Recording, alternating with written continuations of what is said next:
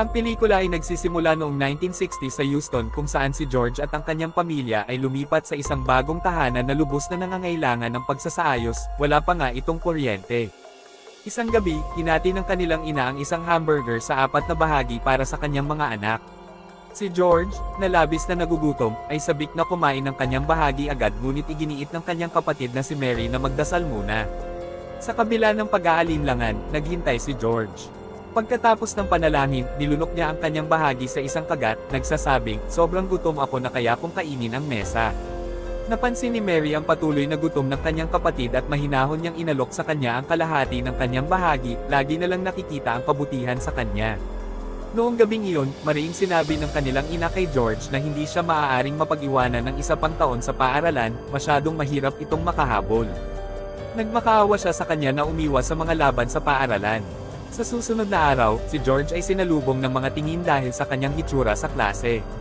Sinubukan niyang sumagot ng tanong ngunit tinanggihan siya ng guro dahil sa kanyang maruming damit, sa halip ay tinawag ang isang estudyanteng may makintab na sapatos na si Jason. Sa oras ng tanghalian, si George ay nag-iisa, walang pagkain habang ang kanyang mga kaklase ay kumakain. Isang kaklase ang nanlait sa kanya dahil sa hindi niya kakayahang makabili kahit ng piraso ng tinapay at sinimulan siyang pretuhin na parang aso. Paano ito, pangit mong balat? Gusto mo ito, kunin mo. Sa galit, pinpunches ni George ang bata sa mukha. Nang dumating ang guro, siya ay tumakas, ang galit ang naging sagot ko sa lahat at hindi ko mapigilan ang aking sarili na makipaglaban, ito lamang ang bagay na mahusay kong nagagawa.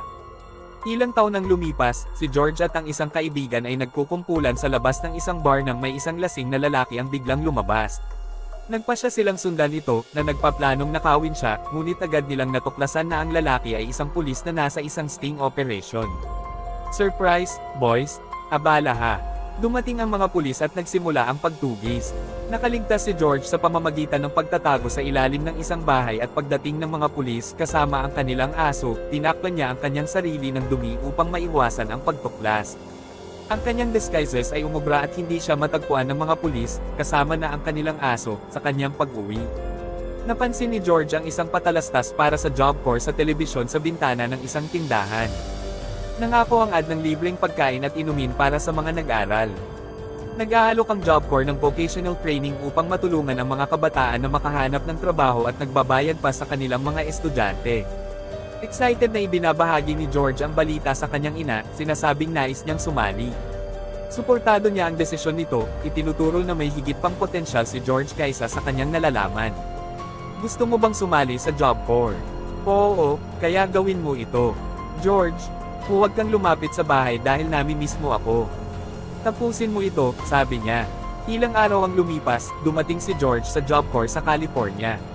Sa pasukan, inilarawan ng isang gwardya ang mga alituntunin para sa kanya.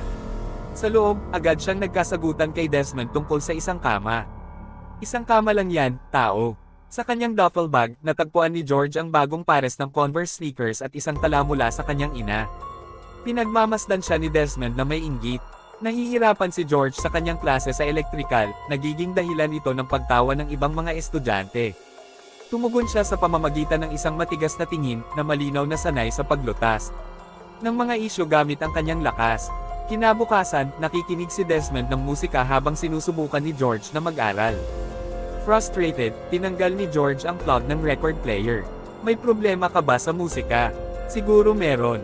Jeez, lagi ka bang ganyan na galit kapag nag-aaral ako? Inaalok ni Desmond si George ng inumin mula sa kanyang hip flask, na kanyang tinanggihan. Gayunpaman, sa kanilang pag-uusap, nagsimula silang mag-bonding. Ang mood ni George ay umangat nang imbitahan siya ni Desmond sa chow hall. Na-excite siya na isuot ang bagong Converse mula sa kanyang ina, pero nabigo siyang makita ito sa chow hall. Pinayuhan siya ni Desmond na i-report ang pagnanakaw pagkatapos kumain, ibinabahagi rin na siya ang dahilan kung bakit may mga extra brownies sa cafeteria ngayon. Salamat sa kanyang kakayahan sa mga numero, nakuha ni Desmond ang trabaho sa cafeteria at in-adjust ang weekly order sheets, pinalitan ang beans ng mas maraming brownies. At sa aking bagong cost-cutting plans, marami tayong brownies at kaunting beans. Napansin ni George ang isang tao na suot ang kanyang ninakaw na Converse sneakers. Nang makita ng tao ang titig ni George, nagpanik ito at tumakas, nagtago sa kanyang dorm room.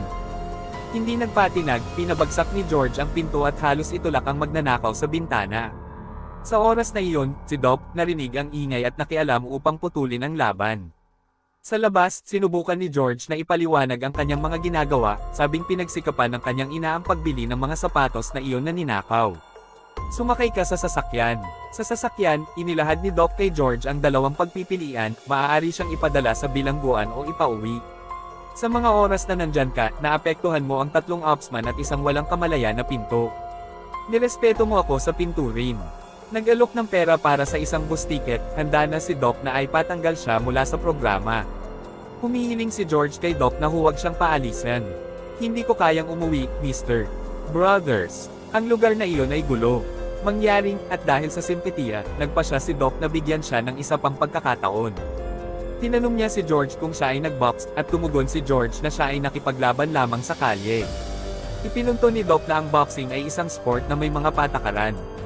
Bilang isang coach sa boxing, napansin ni Doc ang lakas ni George at inirerekomenda na sumali siya sa boxing club.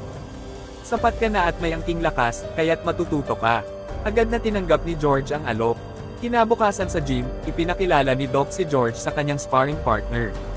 Nag-react ng hindi maganda si George sa mga biro ng kanyang kalaban na nagpapakita ng agresyon, ngunit pinaalalahanan siya ni Doc na hindi sila narito upang magpatayan. Pumasok si George sa ring, habang ang mahusay sa mga numero na si Desmond ay nag-alok sa mga tagapanood na maglagay ng pusta nang magsimula ang sparring. Sinubukan ni George na magpi-punches ng malakas, ngunit dahil sa kakulangan ng teknik, madali siyang natamba na nagdulot ng tawanan mula sa mga manunood. Sa pagka-humble niya, nagmamadaling umalis si George at tinamaan ang ebag ng napakalakas, na agad na nagpatahimik sa lahat. Sa locker room, pinakalma siya ni Doc, na ipinaliwanag na 6 na buwan na ang nakararaan, ang kanyang kalaban ay kasing wala pang karanasan tulad ni George ngayon. Tiniyak ni Doc na sa wastong pagsasanay, makakamit niya ang parehong antas. Sa kabila ng pagkadismaya ni George sa tawanan ng iba, iginiit ni Doc na dapat niyang baliwalain ang opinyon ng iba at ito ang kanyang pansin sa pagsasanay. Sinimulan ni Doc ang masusing pagsasanay kay George, itinuturo sa kanya ang iba't ibang teknik at taktika sa boxing. Natagpuan ni George na mahirap ang footwork at koordinasyon, ngunit binigyang diin ni Doc na ang boxing ay kasing halaga ng estratehikong pag-iisip tulad ng pisikal na kasanayan. Isang araw, tumawag si George sa bahay at maayos ang pag-uusap hanggang sa binanggit niyang natututo siyang mag-box. Ipinahayag ng kanyang ina ang hindi pagsang-ayon sa laban. Hindi ako nakikipaglaban. Ano ang tawag mo dito, George? Boxing ito, isang sport na may mga patakaran. Sana'y hindi ka nakikipaglaban. Ano ang kinalaman ng Diyos dito? Ngunit natapos ang kanilang tawag nang mawala ng load si George. Sa kalaunan, hinarap ni George ang parehong kalaban na dati niyang natalo, ngunit sa pagkakataong ito, lubos na magkaiba ang laban. Sa loob ng ilang segundo, napabagsak ni George ang kanyang kalaban, na nagpagaling kay Doc sa kanyang mabilis na pag-unlad. Binisita ni George si Doc sa kanyang opisina at natutunan na si Doc ay dati ng profesional na boksingero na nanalo sa kanyang unang 24 na laban, ngunit sa kalaunan ay napilitang palitan ang isang uniforme ng isa pang uniforme. Ipinakita ni George sa kanya ang isang artikulo tungkol kay Joe Frazier mula sa isang boxing magazine at ibinunyag ang kanyang ambisyon na maging world champion. Nakita ni Doc ang kanyang sigasig at nagbigay ng payo na dapat niyang iwaksi ang labis na inaasahan at ipinaliwanag ang malawak na pagsasanay na kinakailangan bago makipagkumpetensya sa professional na antas. Nang tinanong ni George ang tungkol sa susunod na Olympics, ipinalam ni Doc na kahit na nasa susunod na taon ang Olympics, hindi siya magiging handa na makipagkumpetensya sa susunod na 5 taon. 5 taon. Matanda na akong tao. May lakas ka na hindi ko pa nakita, ngunit kahit anong pagsisikap mo, wala tayong paraan upang makapasok ka sa Olympics sa susunod na taon. Lumipat ang eksena sa sumunod na tag-init. Si George, na 19 na taong gulang at nakapag-ensayo lamang ng 1 taon, ay humarap sa mas may karanasang boksingero mula sa Soviet. Nagdududa ang mga commentor sa kanyang mga pagkakataon, ngunit ang kanyang pamilya ay nagmamasid na may pagmamalaki mula sa bahay, ang kanilang mga mata ay nakatutok sa telebisyon. Lahat sa Job Corps ay sumuporta kay George, at kahit ang kanyang ina, sa kabila ng kanyang pag-aalinlangan sa karahasan, ay sumama sa kanyang mga anak sa harap ng telebisyon. Nagpamala si George ng maraming matitinding suntok at nangunguna sa medalya ng ginto. Ang tagumpay na ito ay nagdadala ng halo-halong damdamin para sa kanyang ina na nahihirapan sa karahasan ng esports. Habang si George ay masayang itinataguyod ang bandila ng Amerika, ang kanyang mga kapatid ay nanunood sa paghanga, halos di makapaniwala na ang kanilang kapatid ay nanalo ng kanyang unang gintong medalya sa Olimpiada sa murang edad. Kinabukasan matapos ang kanyang tagumpay, si George ay may suot na gintong medalya habang naglalakad sa kanyang bayan. Nakikita niya ang isang dating kasama na bumabati sa kanya sa pagtaas ng bandila ng Amerika matapos ang kanyang laban, ikinumpara ito sa makabuluhang protesta ng ibang itim na atleta na tumayo na may nakabowing na ulo sa podium. Siya ay inakusahan ni George ng pag-aalipusta sa kanilang layunin. Sa pagka-frustrate at pagkapahiya, si George ay nagtungo sa kanyang ina at naglabas ng saloobin, ipinapahayag ang kanyang pagod sa pagiging tinawag na salot ng iba sa paligid niya. Siya ay pinakalma ng kanyang ina. Hayaan mong gumawa ako ng kahit anong gusto mong kainin. Wala akong gana, hayaan mong kunin ako ng Panginoon ngayon. Hindi ko akalaing maririnig ko yan mula sa iyo. Dahil sa suporta ng kanyang ina, nangako si George na manalo ng championship belt upang makuha ang respeto ng lahat. Magpapatuloy ka pa sa laban. Masasaktan ka, di ba't napanood mo ako? Hindi nila ako nasasaktan, sila ang nasasaktan. Sa paliparan, nakita ni George ang isang magandang babae na nagbabasa ng sports magazine na may larawan niya sa pabalat. Nilapitan niya ito at nag-umpisa ng usapan. Ang pangalan niya ay Paula. Nang ayanunsyo ang kanyang flight, siya ay nagmamadaling umalis. Sinubukan ni George na makuha ang kanyang numero. Mas magaling ang footwork mo kaysa sa pick-up game mo, George, sabi niya, at pinapagsulat siya ng kanyang numero, na nagdulot sa kanya ng bahagyang pagkalito. Ako dapat ang humihingi ng numero. Mukha ba akong babaeng naghihintay lang sa telepono? Isinulat niya ang kanyang numero, at matapos siyang umalis, nagbulong siya sa sarili, hindi mo dapat ay back out. Sa gym, ipinakilala siya ni Doc sa kanyang bagong koponan, sina Dick Sadler, ang kanyang promoter, at Archie Moore, ang dating light heavyweight champion. Sa umagang ikaw ay gigising upang makipaglaban para sa championship, ibang klase ang hangin, ibang klase ang araw, at dalawa lamang ang mahalaga sa buong mundo at isa ka sa kanila. Habang sinisimula ni George ang kanyang landas patungo sa heavyweight title, pinatay niya ang kanyang mga kalaban isa-isa, bawat tagumpay ay nagpapalapit sa kanyang layunin. Sa gabay ng kanyang coach, inihahanda niya ang sarili upang harapin si Joe Frazier. Kasabay nito, tumatawag si Paula kay George at nagsimula silang mag-date. Siya ay naging regular na taga-suporta niya sa kanyang mga laban habang pinapabuti niya ang kanyang record sa 22-0. Sa huli, nagpakasal sina George at Paula. Tinanggap mo ba ang batang ito bilang iyong asawa? Oo, bet ko iyon. Matapos ang pag-secure ng kanyang ika-36 na panalo, inanunsyo ng kanyang coach na siya ay handa na para sa title fight. Dumating ang malaking araw sa Jamaica, ang title fight sa pagitan nina George Foreman at Joe Frazier. Si George ang underdog, lalo na't natalo ni Frazier si Muhammad Ali 2 taon na ang nakalipas at halos walang naniniwala na may pagkakataon si George. Marinig ang sigaw ng madla para kay Frazier. Tumama siya sa isang mabigat na kaliwang suntok sa unang round pero tumugon siya ng mga makapangyarihang body shots. Muling kumagit si Frazier sa isa sa kanyang mga pirma na kaliwang suntok, ngunit bago matapos ang round, si George ay naghatid ng isang napakalaking uppercut na bumagsak kay Frazier. Nagring ang kampana na nagbigay ng mahalagang oras sa pagbawi para kay Frazier. Walang pag-aalinlangan, pinaghaharihan ni George ang mga susunod na round, pinabagsak si Frazier ng ilang beses hanggang sa napilitan ng referee na itigil ang laban. Sa pagkagulat ng lahat, idineklara si George bilang bagong heavyweight. Ang pagkilala sa kanyang galing sa mga numero ay nakakabighani ngunit nakakalungkot. Kaagad na pumayag si Desmond at ibinuhos ang kanyang inumin habang iginiit ni George na itigil na ang pag-inom. Sa kalaunan, bumalik si George sa kanyang silid sa hotel at natagpuan ang parehong babae sa kanyang kama. Sa kabila ng kanyang kalituhan, pinayagan niya itong manatili at nagbahagi sila ng isang napaka-intimate na sandali. Gayunpaman, ang pagkamulat na siya ay nanloko sa kanyang asawang babae ay nagdulot ng malalim na di komportableng pakiramdam kay George. Nang sumunod na umaga, pinanood niya ang isang panayam kung saan tinukso siya ni Muhammad Ali na nangangako na ibabalik siya sa ghetto sa isang suntok. Labis na nagalit si George sa mga salitang ito. Ilang buwan ang lumipas, nagdaos si George ng salo-salo sa kanyang marangyang mansyon. Ipinakita niya ng may pagmamalaki sa kanyang ina ang kanyang koleksyon ng mga sasakyan, kung saan bawat sasakyan ay may kanya-kanyang personalidad. Kaya kailangan ko ng 5, tingnan mo ang aking garahe. Nagsaya siya sa pagdating ng kanyang anak na babae, ngunit ang kanyang pakikipag-ugnayan sa kanyang asawa ay kapansin-pansing malayo. Nang malapit na silang kumain, pinaalalahanan ng kanyang ina ang lahat na magpasalamat sa Diyos para sa pagkain. Naku, tungkol sa pagkain na lang, inay. Sa panahon ng pagkain, inihayag ng kanyang kapatid na si Mary na siya ay nagdadala ng isang sanggol, habang ibinulales ni Desmond na inilagak niya ang lahat ng pera ni George sa mga rock-solid na stock. Rock-solid stocks, gusto ko ang tunog niyan. Sa kabilang banda, umalis si Paula upang sumagot ng tawag, natuklasan na ito ay isa sa mga kabit ni George. Hinarap niya si George tungkol dito. Ayos lang ako bago ka dumating. Oh, kaya hindi mo gusto ang buhay na ito ngayon. Ibinigay ko sa iyo ang lahat. Ayoko ng lahat, gusto kita. Hindi matignan ni George ang kanyang mga mata. Naglakbay si George patungong Demokratikong Republika ng Congo upang labanan si Muhammad Ali. Sa bansang ito, si Ali ay iginagalang bilang isang bayani at halos lahat ay sumusuporta sa kanya. Sa hotel, nakatagpo si George kay Ali na nagbibigay aliw sa isang grupo ng mga kilalang tao na nagtatawa sa kanya.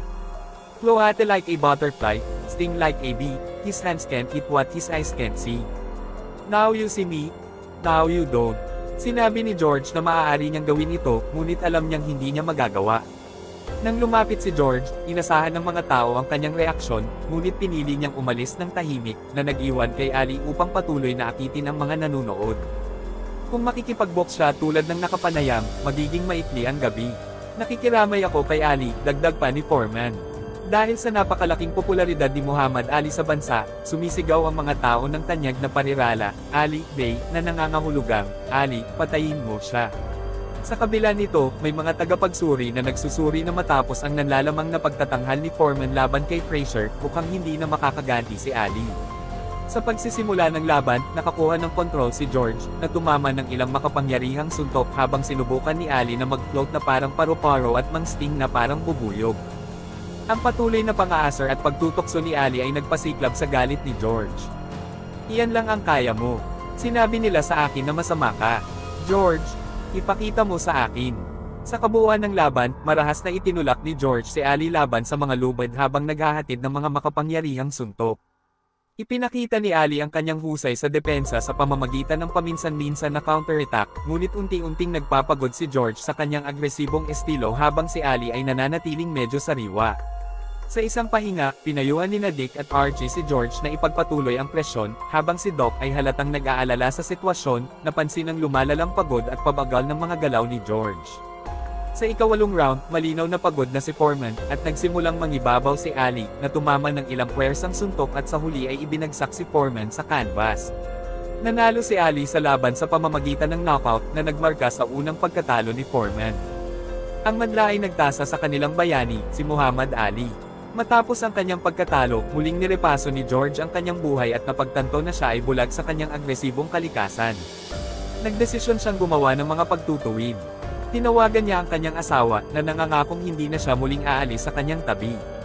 Subalit, si Paula, na nakaramdam ng pagkahiwalay at sakit, ay humiling na pirmahan niya ang mga papel ng diborsyo. Sa halip na mapanatili ang kanyang kapayapaan, bumisita si George sa kanyang ina at inamin na itinakwil niya sina Dick at Archie, na sinisisi sila sa kanyang pagkatalo. Sinangayunan siya ng kanyang ina at nag-alok sa kanya ng pauiwan. Sa kalaunan, sa isang pagsisikap na ipakita ang kanyang lakas at maibalik ang kanyang karangalan, nagdesisyon si George na makipaglaban sa 5 boksingero sa isang araw. Gayunpaman, ang pinagmumulan ng hamong ito ay naguguluhan ang lahat. Pinayuhan si Doc na talikuran ng mapanganib na ideya bago pa mahuli ang lahat. Sa panahon ng kaganapan, sumama si Muhammad Ali bilang komentador.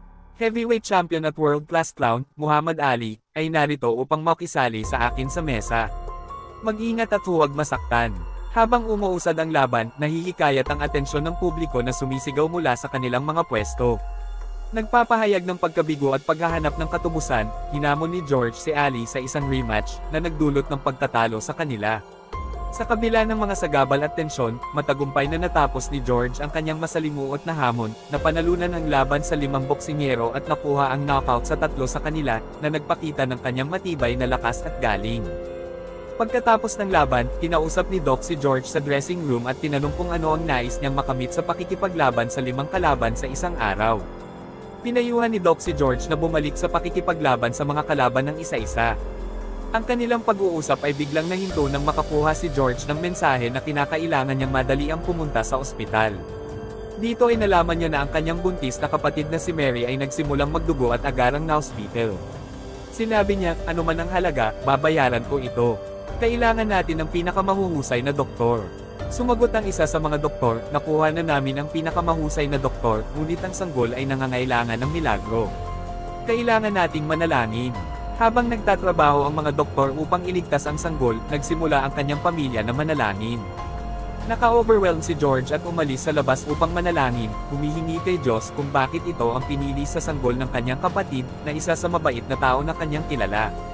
Nakiusap siya kay Diyos na kung may buhay na dapat kunin, sana ay ang kanya na lamang. Kinabukasan, ginising siya ng kanyang ina at pumunta sila sa silid ni Mary, kung saan natagpuan nila ang isang malusog na sanggol, isang milagro na hindi maipaliwanag ng mga doktor. Batiin mo ang iyong pamangkin, si Little George, ani ng kanyang ina. Sabi sa akin ni Mama, ikaw ay nanalangin. Ano man ang sabi mo sa kanya, ito ay nagtagumpay. Sa susunod na eksena, nahirapan si George sa laban-laban kay Jimmy Young at sa huli ay natalo sa pamamagitan ng unanimous decision. Sa dressing room, pinuna siya ng kanyang coach, sinabing nawala na ang kanyang pagkakataon para sa rematch kay Muhammad Ali. Na-overwhelm at nagdurusa mula sa heat stroke, narinig ni George ang isang tinig, sino ang nagsabi niyan? Nawala siya sa kanyang katinoan at nang siya ay magising, ipinagbigay alam sa kanya ni Doc na akala nila ay patay na siya. Hallelujah, si Jesus Christ ay buhay sa akin, sagot niya ng may ngiti. Ilang araw pagkatapos, nabautismuhan si George. Agad siyang nagsalita sa isang simbahan, kinakabahan na ikinwento ang kanyang pagkakita kay Diyos. Nakita niya ang isang babae sa madla na nakikinig ng mabuti, at dito nahanap niya ang kanyang kapanatagan. Ipinahayag niya ang kanyang intensyon na italaga ang kanyang buhay kay Diyos at maging preacher, na nagdulot ng pagkabigla kay Doc. Tandaan mo nang sinabi mong pinalitan mo ang isang uniforme ng iba. Ganito rin ang ginagawa ko. Susunod, bumisita si George kay Muhammad Ali, na patuloy na nagbibigay ng biro sa kanya. Hindi kita dito pinuntahan para sabihin na nahanap ko si Jesus. Nahanap mo si Jesus, congratulations. Akala ko nawawala siya. Ipinakita ni George na dati siyang sobrang galit kay Ali na gusto niya siyang patayin, ngunit ngayon ay humihingi siya ng kapatawaran. Halika, gusto mo pa. Ring makipaglaban. Alam ko, basta sabihin mo lang. Ang kailangan mong gawin ay talunin si Kenny Norton ng isang beses, maka-knockout, at bibigyan kita ng isa pang pagkakataon sa titulo. Purihin ang Diyos, nagbigay tiwala si George na hindi ito biro, at pagkatapos ng isang taos-pusong pag-uusap, nagkasundo sila at nagkaibigan. Sunod, bumisita si George sa kanyang ex-asawa at mga anak. Tapat siyang humingi ng tawad para sa kanyang mga nakaraang pagkakamali, umaasang makabawi. Sa kanyang susunod na pagbisita sa simbahan, nilapitan niya ang babae na napansin niya noong una at nakipag-usap. Nahihirapan siyang maniwala na ang isang dating boksingero ay tunay na makapagbabago at magiging preacher. Bilang tugon, kumuha si George ng mikropono at lumabas ng simbahan upang mang-aral at himukin ang mga dumadaan na sumunod kay Diyos. Bagamat may ilan na nagtatawa sa kanya, nanatili siyang kalmado, ipinakita ang kanyang pag-unlad sa pag-hahandle ng galit. Ngunit binago ng Panginoon ang aking buhay. Ito ba ang batas na nagbago sa iyo? Ipinakita ni Jimmy Young ang kanyang kakayahan sa iyo. Nanood ang babae mula sa malayo at namangha sa kanyang katapatan. Nang maglaon sa tanghalian, humingi ito ng tawad sa kanya sa pagdududa, ipinaliwanag na ang kanyang reputasyon ang naging dahilan ng kanyang pagiging skeptical. Ngayon, nakikita ang kanyang mga totoong layunin, ipinakilala niya ang kanyang sarili bilang Mary at natuklasan nila ang kanilang pagkakaakit. Dinala ni George siya sa isang lumang abandonadong simbahan, ibinahagi ang kanyang pangarap na bilhin ito upang itatag ang kanyang sariling kongregasyon. 7 taon nang lumipas, natupad ang pangarap ni George, nangangaral siya sa kanyang sariling simbahan, suportado ng kanyang asawa na si Mary at kanilang mga anak. Pagkatapos ng isang serbisyo, nilapitan siya ng isang babae kasama ang kanyang apo, humihingi kay George na sanayin ang bata na napapabilang sa masamang grupo.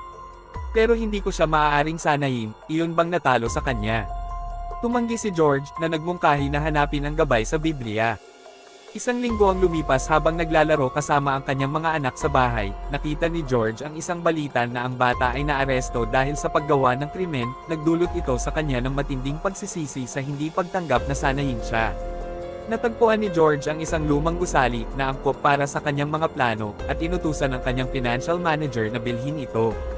Tumuloy ang mga pag-renovate sa espasyo at sa loob ng ilang buwan, umunlad ang gym na may mga estudyante. Mag-hire si George ng mga coach at dedicated niya ang isang bahagi ng gym bilang Muhammad Ali Study Hall. Subalit 1 taon matapos ang pagbubukas, sa gitna ng klase, biglang namatay ang kuryente. Ipinahayag ng kumpanya ng kuryente na wala silang natanggap na bayad. Mas masahol pa, si Desmond ay hindi matatagpuan. Sa labis na pagkabahala, nagpunta si George sa bangko at nalaman ang ginawang pamumuhunan ni Desmond sa mataas na panganib na mga stocks na ngayon ay bumagsak, na nag-iwan ng kanyang investment account na walang laman. Inilagay niya ito sa matatag na mga stocks upang may taguyod ako sa buhay, ngunit ang lahat ay mataas na panganib na sugal. Nang bandang kumpiskahin ng bangko ang ari-arian, kabilang ang bahay ng kanyang ina, nagalit si George. Pinahanap niya si Desmond sa buong bayan. Sa kabila ng kanyang galit, pinayuhan siya ng kanyang ina na patawarin si Desmond. Sa wakas, natagpuan ni George si Desmond sa isang bar, nagtangkang tumakas. Nahuli siya ni George at halos patayin siya. Sa pagkakaalam nito, pinatawad ni George si Desmond. Upang maayos ang kanyang sitwasyong pinansyal, si George ay napilitang sumabak sa isang commercial para sa sauce at nagbenta ng merchandise. Sa kabila ng mga pagsisikap na ito, ipinaalam sa kanya ng kanyang asawang si Mary na malayo pa rin sila sa pagresolba sa kanilang pinansyal na krisis habang nagsisimulang kamkamin ng bangko ang kanyang mga ari-arian. Si George ay nalugmok sa depresyon at muling sinubukan ang kanyang lumang kagamitan sa boxing, sinisikap na muling kumonekta sa kanyang nakaraan bilang boksingero. Sinabi niya kay Mary na humiling siya sa isang kaibigan na magsalita sa darating na sermon sa kanyang halip, dahil sa pakiramdam na hindi siya makapangaral tungkol sa tamang pamumuhay habang nawala ang lahat. Nais niyang makipagboxing muli, ngunit si Mary ay tumutol, natatakot na ang kanyang galit ay maaaring bumalik. Dalawang bagay lamang ang alam kong gawin, boxing at pangangaral, aniya. Ngunit ang pangangaral ay hindi magbabayad ng mga bilihin. Nagsimula siyang maghanap kay Doc upang sanayin siya muli. Sa simula, tumanggi si Doc na alalahanin ang sakit ng kanyang puso nang umalis si George. Ipinaliwanag niya na nang subukan ni Joe Louis na bumalik, almost siyang napatay ni Marcy Ano sa ring. Magsisimula tayo mula sa ibaba, ani Doc. Matanda ka na, tatawagan kaming isang circus act, ngunit hindi kung patuloy tayong mananalo. Gayunpaman, nagawa ni George na makumbinsi si Doc sa pamamagitan ng pagbabahagi ng mga salitang sinabi sa kanya ng kanyang mga coach, magiging iba ang lasa ng hangin, magkaiba ang hitsura ng araw. Dalawang lalaki lamang ang mahalaga sa buong mundo, at tayo ang dalawa. Sa pagdinig nito, kumislap ang mga mata ni Doc. Kailangan mong mawala ng timbang muna, at saka tayo magsisimula sa pag-e-ensayo. Sa sali na iyon, nagsimula si George sa kanyang lumang kagamitan sa gym. Sige lang, George, mag-ingat ka. Baka mag-atake ka sa puso. Sa kakulangan ng suporta ni Mary na tumulong sa kanya na sundin ang kanyang dieta. Matapos ang ilang buwan ng pagsisikap, matagumpay na naabot ni George ang tamang timbang at bumalik kay Doc na handang sanayin ng lubos. Sa isang sparring session, nahirapan si George sa kanyang bilis at hindi makasabay sa kanyang kalaban. Siniguro siya ni Doc na iaangkop nila ang kanyang estilo sa mga bagong teknika. Sa gitna ng gabi, nagising si Mary mula sa isang maliwanag na panaginip. Kinabukasan, ikinwento niya kay George na sa kanyang panaginip, nagsalita ang Panginoon sa kanya at ipinakita ang isang bisyon kung saan si George ay nagwagi muli sa heavyweight championship. Iangat kanya sa gitna ng ring upang iangat mo siya sa harap ng milyon-milyong tao. Bago ang kanyang pagbabalik sa boxing, iminungkahi ni Doc na kailangan nilang muling gamitin ang galit ni George upang manalo, ngunit iginiit ni George na lalapit siya sa laban nang hindi nagpapadala sa kanyang galit. Pumasok si George sa ring laban kay Steve Zaskowski, sinasabing kinakabahan siya na alisin ang kanyang balabal sa harap ng marami. Noong huli, mukhang Superman ako, ngunit ngayon mukhang Minkman ako, sabi ni Doc. Hindi ito isang beauty contest. Nagsimula ang laban at napansin ng lahat na sobra ang timbang ni George. Sa pagsisimula ng laban, masyadong kalmado si George, kahit na pinipigilan ang kanyang galit pagkatapos makakanti ng suntok pagkatapos ng kampana sa ikalawang round, nagsimula siyang namayani at hindi pinapabayaan si Zaskowski na makalaban. Hiniling ng referee na itigil ang laban. Lumaganap ang balita tungkol sa matagumpay na pagbabalik ni George, kinilala siya bilang isang bayani para sa mga matataba, matatanda, at nakakalbo. Ito ay nagtanda ng isang pambihirang pagbabalik, hindi lamang sa boxing kundi pati na rin sa kanyang personal na paglalakbay. Matapos ang isang kamangha-manghang sunod ng 24 na panalo, ang 42 anyos na si George Foreman ay humarap kay Evander Holyfield, ang kasalukuyang kampyon, sa laban na tinawag na laban ng mga henerasyon. Sa kabila ng kanyang matibay na pagsisikap, natalo si George sa unanimous decision. Pagkatapos ng laban, nang bumisita siya sa kanyang bangko, lahat ng empleyado ay pumapalakpak para sa kanya. Bagaman hindi siya nanalo sa laban, nagulat si George sa isang bayad na $12 milyon mula sa HBO para sa laban. Sa kabila ng pinansyal na tagumpay, sinabi niya kay Mary na hindi pa tapos ang kanyang trabaho. Siguro mali ang narinig ko, sabi niya. Tamang-tama ang narinig mo. Ginawa mo ang iyong bahagi, kailangan nating gawin ang atin. 3 taon nang lumipas, tinalo ni Michael Moorer si Holyfield upang makuha ang pamagat. Ngayon, si George ay isa na namang contender sa edad na 45. Walang naniniwala na may tsansa si George laban kay Moorer, isang powerhouse na May 30th panalo sa pamamagitan ng knockout at ang unang Southpaw heavyweight champion. Ang walang talo niyang record at nakakatakot na kakayahan ay ginawang isang mabigat na kalaban si Moorer. Paano mo siya matatalo? Habang umuusad ang laban, dominante si Moorer sa mga unang round, samantalang si George ay halos humahawak na lamang. Lahat ng tao sa kanyang gym, kabilang ang kanyang ina, ay sumusuporta sa kanya. Pagkatapos ng ika-9 na round, iminungkahi ng kanyang cornerman na dapat nang itaga ang tuwalya. 9 na round laban sa pinakamagaling sa mundo, walang kahihiyan dito, anak. Gayunpaman, sa ika-10 round, si George ay nakapagbigay ng isang nakasisirang kanang kamay na nagpabagsak kay Moorer sa lupa. Sa kabila ng lahat ng pagkakataon, si George Foreman ay nagwagi sa pamagat na nagiging pinakamatandang heavyweight champion sa kasaysayan. Salamat, salamat, nagawa natin ito. Ang pelikula ay revealed na sa edad na 45 na ibalik ni George ang heavyweight title matapos itong mawalan 20 taon na ang nakalipas. Si George at Muhammad Ali ay naging magkaibigan at nakipag-usap sa telepono halos araw-araw hanggang sa huli ng buhay ni Ali. Noong 1998, si Charles "Doc" Royce ay na-induct sa World Boxing Hall of Fame. Ngayon, patuloy na nangangaral si George sa kanyang simbahan at nagpapatakbo ng kanyang youth center sa Houston.